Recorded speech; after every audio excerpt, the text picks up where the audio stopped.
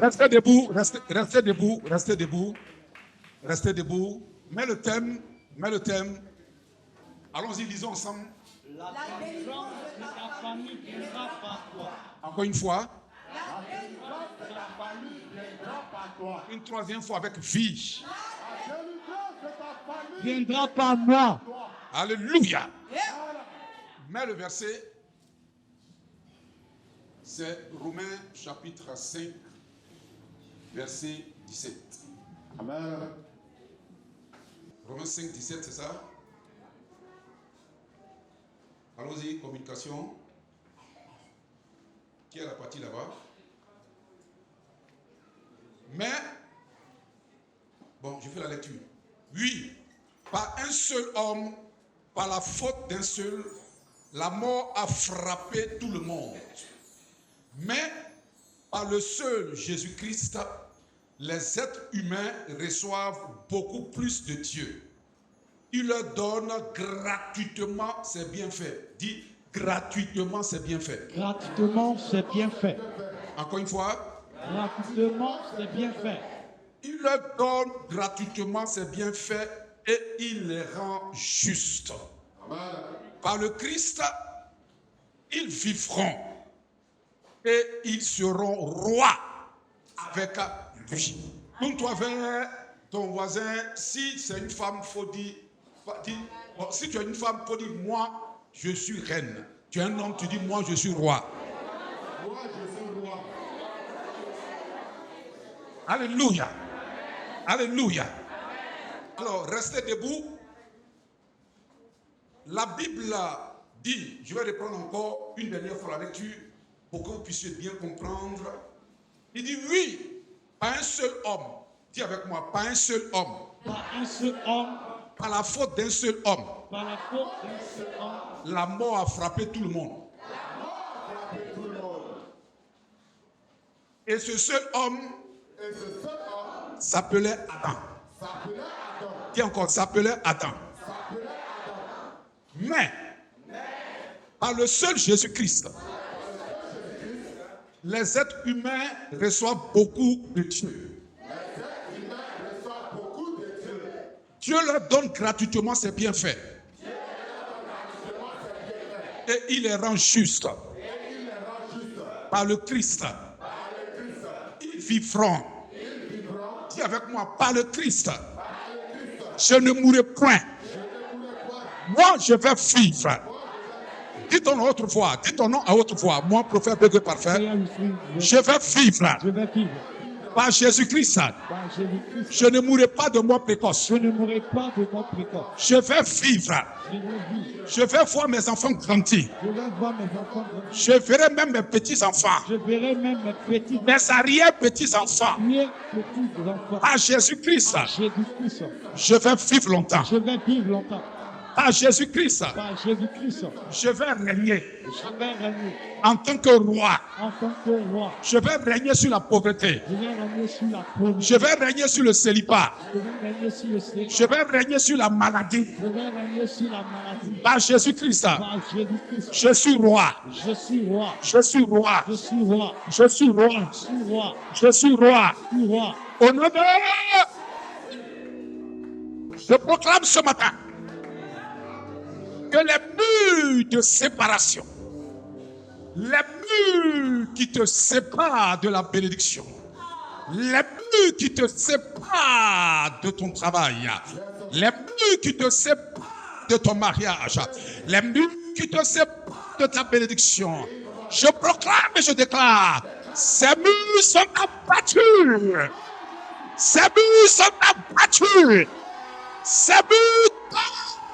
Ah. Serviteur! Serviteur!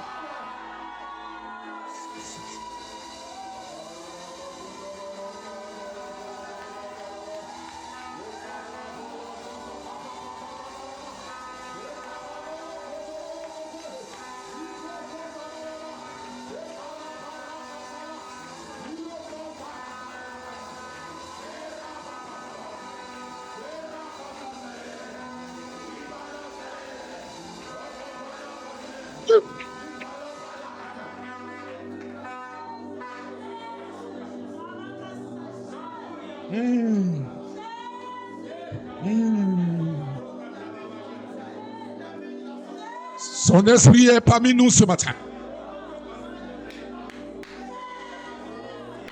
Il y a des anges qui sont habillés comme des commandos. Des anges qui ont des périls, qui ont des treillis, qui ont des rangers aux pieds. Je vois ça dans mon esprit. Les anges militaires. Et j'entends la voix de Dieu qui me dit, il y a 20 personnes parmi nous ce matin. Dieu dit, c'est pour vous que les anges sont venus pour se battre, pour combattre pour vous. Les buts de séparation qu'on a mis devant vos filles, pour vous empêcher de progresser. Ces buts-là s'écroulent. Ces buts-là s'écroulent. Tu es en train de rentrer dans une nouvelle saison. Tu es sur le point de vivre des choses extraordinaires. Tu es sur le point de vivre des choses que tu n'avais jamais vécues. C'est ta période et c'est ta saison. Lève la main droite, dis avec moi, c'est ma saison. C'est ma saison. C'est ma période. C'est ma saison et c'est ma période. Au nom de... Ouvrez les yeux et suivez mon exhortation. Restez debout comme ça, ne vous asseyez pas, parce que moi-même je suis debout. Et suivez l'exhortation. Le texte qu'on a lu, le texte dit que par la faute d'un seul homme, par l'idolâtrie d'un seul homme, par le péché d'un seul homme,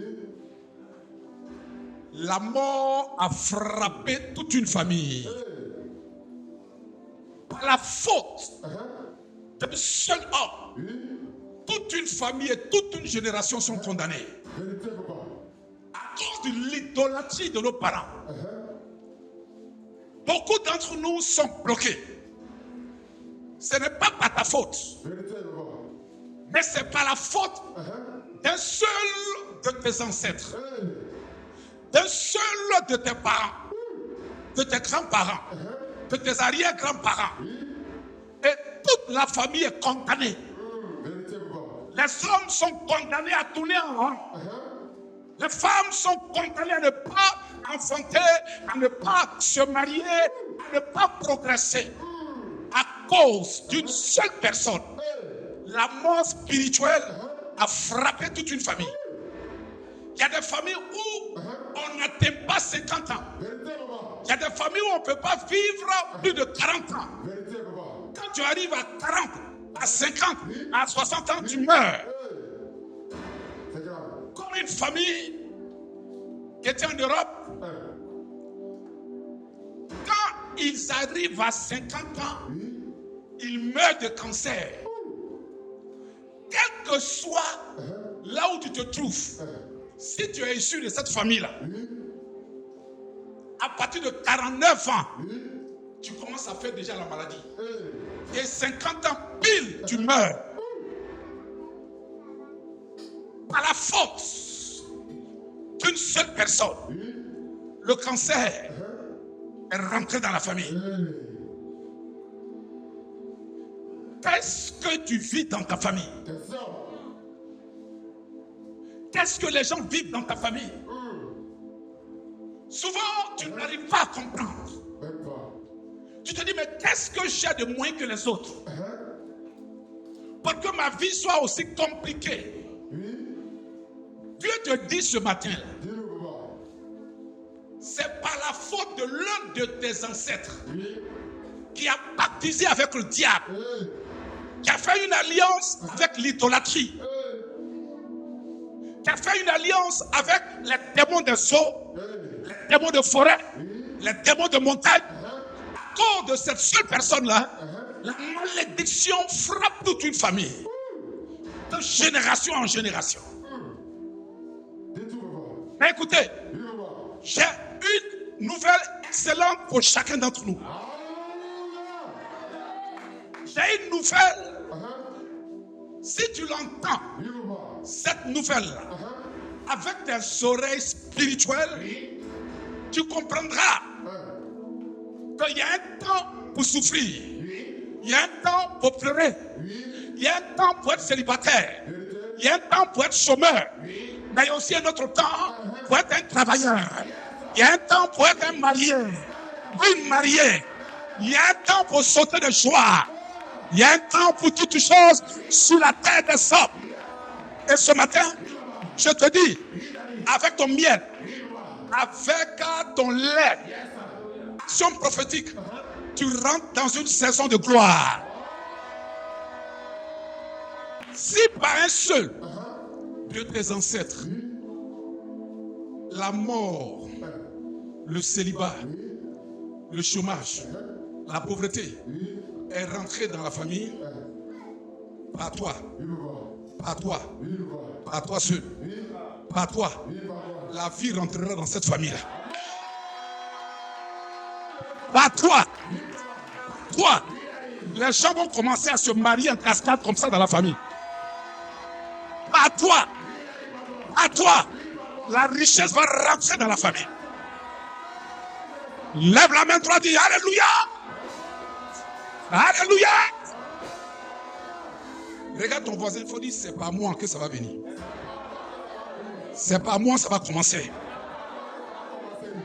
Écoutez, que ce soit le malheur, ça commence toujours par quelqu'un. Mais le bonheur aussi commence toujours aussi par quelqu'un. Et regarde ton voisin, il faut dire le bonheur là, c'est pas moi que ça va commencer. Est-ce que je parle à quelqu'un ce matin? Écoutez, dans le texte qu'on a lu, la Bible nous présente un homme formidable. Je dis un homme parce qu'il y a plus de 2000 ans en arrière, il a marché comme nous on marche sur la terre.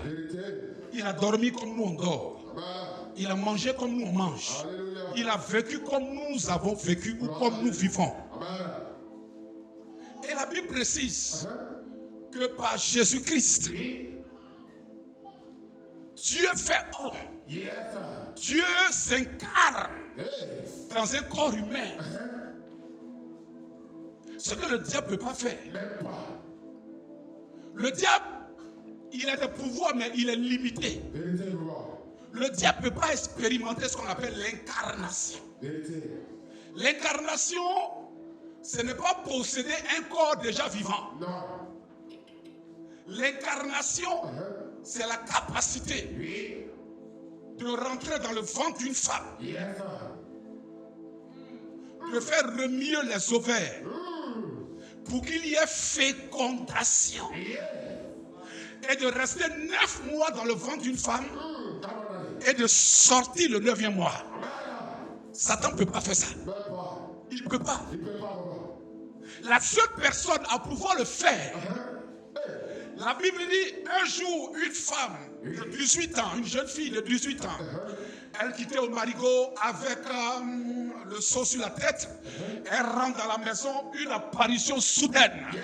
Un ange lui dit, femme, femme, tu as trouvé grâce aux yeux de Dieu. Parmi toutes les femmes, Dieu a choisi toi. Ah, je me tiens sur cet autel et je dis, parmi les enfants de ton père, parmi les enfants de ta mère, c'est toi que Dieu a choisi. Je dis, c'est toi que Dieu a choisi. Je libère la grâce sur toi. Je libère la grâce sur toi. Reçois-la au nom de Jésus. Reçois-la au nom de Jésus. Tu es le sauveur de ta famille. C'est pas toi que ta mère va manger. C'est pas toi que ton père sera heureux. Hein? C'est pas toi que la gloire va visiter ta famille. Je prends la grâce sur l'autel là et je la libère en ta direction. Je ne vois pas ta main attraper la grâce. Je ne vois pas ta main saisir la grâce. Je ne vois pas ta main en train de crier Alléluia. Oui! Oui! Oui! Ma fille Nadège, parmi les enfants de ton père, Dieu va t'amener à parcourir les nations. Ma fille Nadège, Dieu va te donner quelqu'un qui va tellement te rendre heureuse. Tu as le choix de ta destinée. Est-ce que je peux prophétiser? Vous tous qui s'aimez sur l'autel de Dieu, vous récupérez des grâces qui s'attachent à vous comme une ceinture et qui ne vous lâchera point. Une grâce qui marchera avec vous. Une grâce qui vous ouvrira des portes. Une grâce sera comme une clé spirituelle pour vous ouvrir des portes, pour vous donner des accès, pour changer votre condition de vie, pour vous prendre et vous amener à paix, pour vous prendre de paix, vous amener à paix, pour vous prendre de paix, vous amener à paix. Je le prophétise au nom de Jésus-Christ. Je le déclare en tant que prophète, en tant que loin de Dieu, en tant que messager de Dieu. Je libère cette grâce sur toi. Lève ta main droite, dis Amen, je reçois.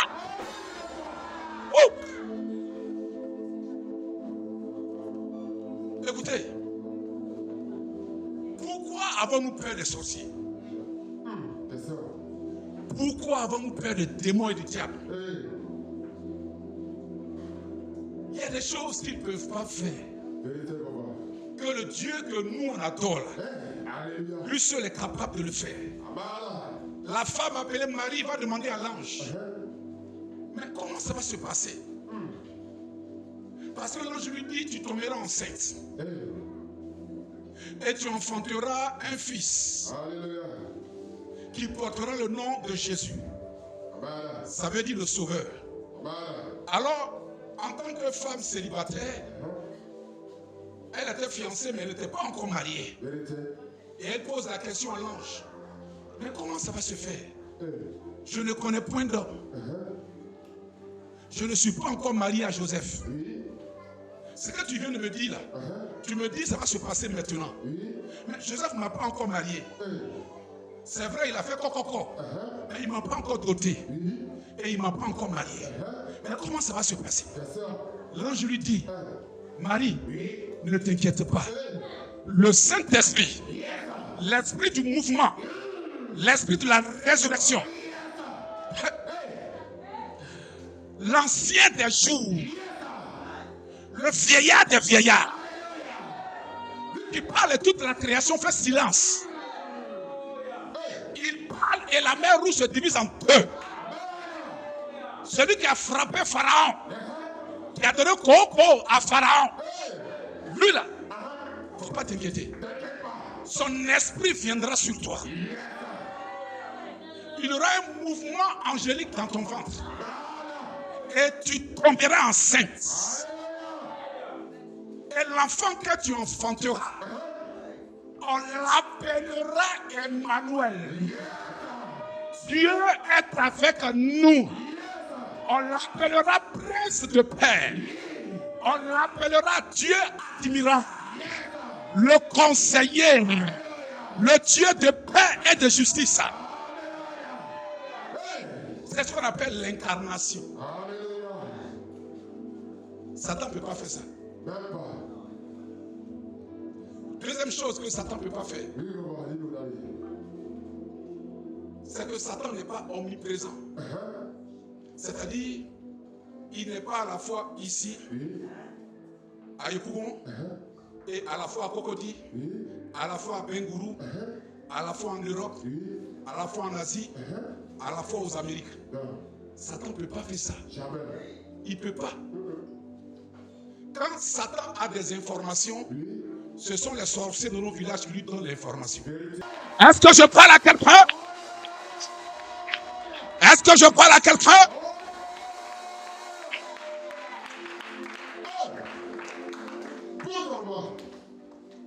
Sur 3 générations, sur 4 générations, par la faute d'un seul grand-parent, toutes les femmes qui sont issues de cette lignée-là ont des problèmes soit d'enfantement, soit de mariage. À cause de la faute d'un seul arrière-grand-père, les hommes travaillent mais récoltent un peu comme ça. Les hommes vont à l'école mais ils n'ont pas de travail à la mesure de leur diplôme. Les hommes se battent, mais ils n'arrivent pas à s'en sortir. À cause d'un seul grand-parent. Les femmes sont belles, mais elles font des enfants à gauche, des enfants à droite. Personne qui puisse les marier. Parce que la malédiction qu'a apporté ce grand-parent-là, la malédiction l'a dit que les femmes ne peuvent pas porter une bague d'alliance dans cette famille-là. La Bible dit, Jésus a regardé toute cette injustice-là. Il a dit, mais qu'est-ce que ma fille a fait pour mériter ça? Qu'est-ce que mon fils il a fait pour mériter ça? Je vais changer le cours de l'histoire. Écoutez, personne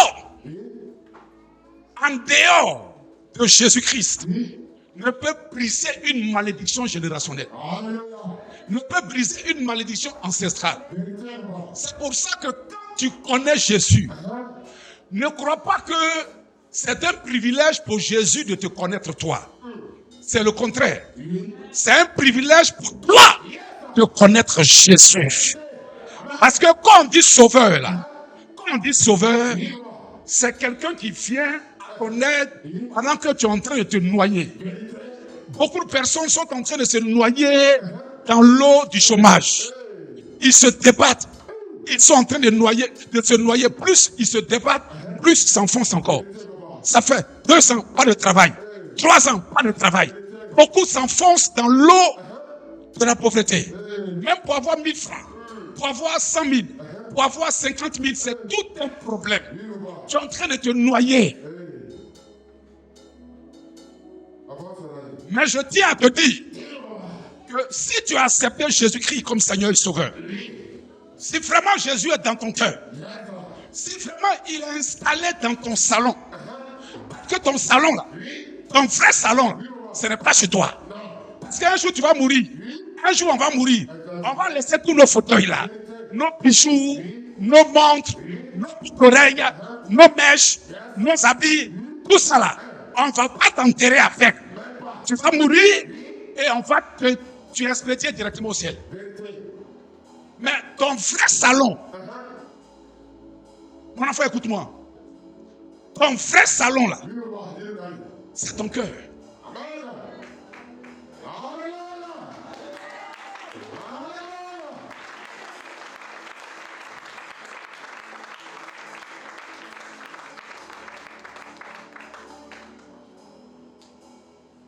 Et dans ton cœur là, il y a un fauteuil Louis XIV en cuir, en bois iroko.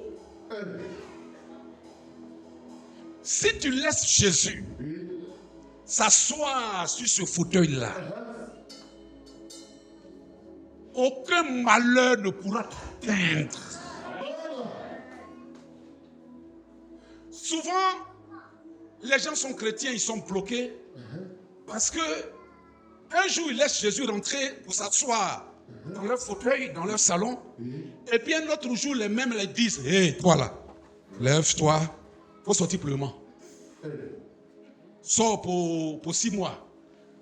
Sors pour 1 an. Sors. »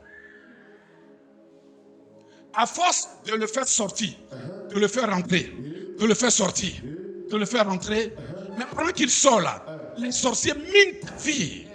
Pendant qu'il sort là, les démons minent ta vie.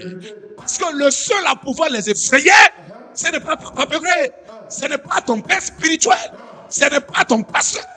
Le seul à pouvoir les effrayer, c'est celui-là qu'on appelle le lion redoutable de la tribu de Juda.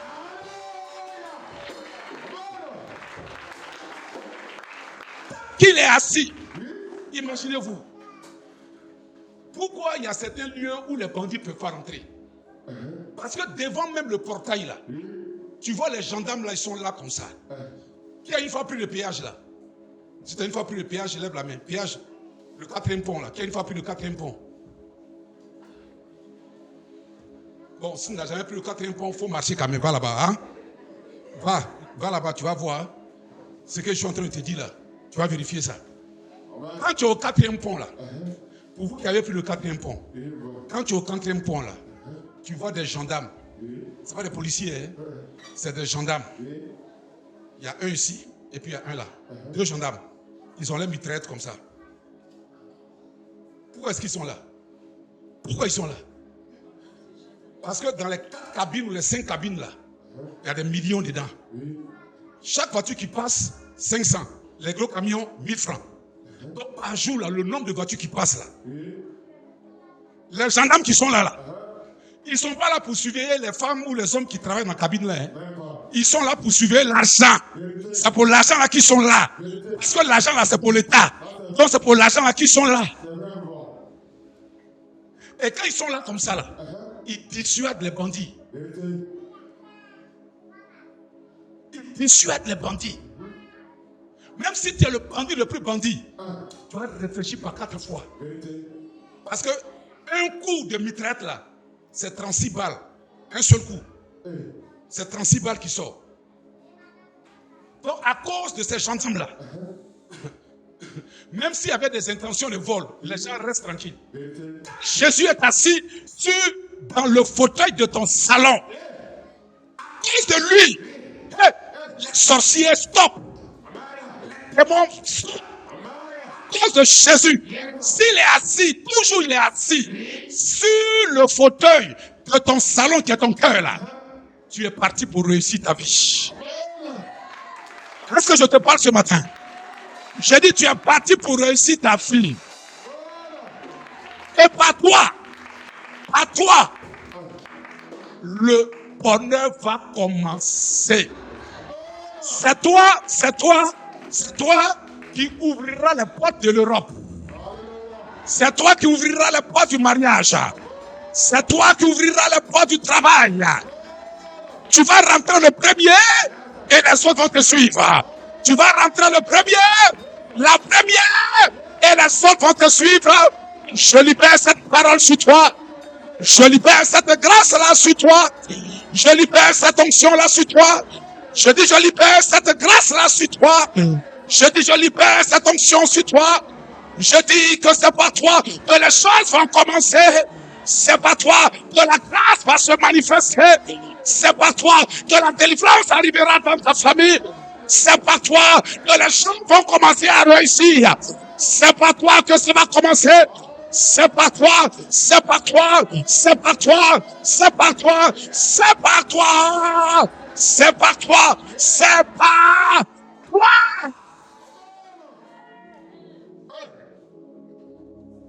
Tape dans la paume de ton voisin comme ça, fais comme ça, c'est pas toi, c'est pas toi, c'est pas toi.